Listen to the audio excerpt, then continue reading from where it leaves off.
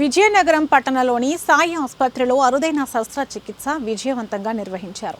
ఈ చికిత్సకి సంబంధించి ఆసుపత్రిలో నిర్వహించిన సమావేశంలో ఆసుపత్రి నిర్వాహకులు డాక్టర్ ఏ శ్రీరామ్మూర్తి మాట్లాడుతూ 3 రోజుల క్రితం కడుపులో తీవ్రంగా నొప్పి రావడంతో శ్రీకాకుళం జిల్లా సంతకవిటికి చెందిన అవివాహిత యువతి తమ ఆసుపత్రిలో చేరిందన్నారు. ఈమెకు స్కానింగ్ చేసి చూడగా గర్భసంచిలో కాయ కనిపించిందని, దీనిని కోత కుట్టు లేకుండా లాప్రోస్కోపీ విధానం ద్వారా కణితిని తొలగించి విజయవంతంగా శస్త్రచికిత్స నిర్వహించడం జరిగిందన్నారు. ఆమె 2 రోజుల్లో కోలుకుని ఆసుపత్రి నుంచి ఆరోగ్యవంతంగా డిశ్చార్జ్ అయ్యారని తెలిపారు.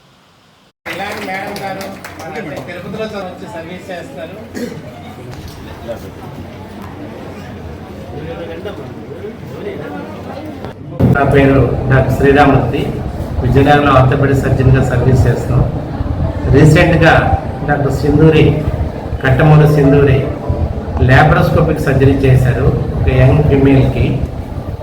అయితే ఈ సర్జరీలో పెక్యులారిటీ ఏంటంటే లాప్రోస్కోపిక్ ద్వారా యూజువల్గా మొత్తం గర్భసంచి తొలగిస్తారు.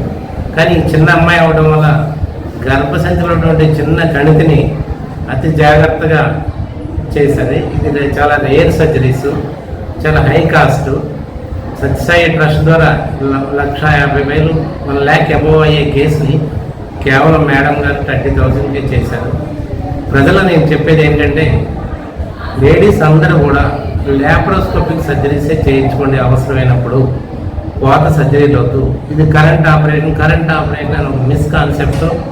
ఆపరేషన్ చేసుకున్న తర్వాత పేగులు బయటికి రావడం, పని చేయలేకపోవడం ఉంటుంది.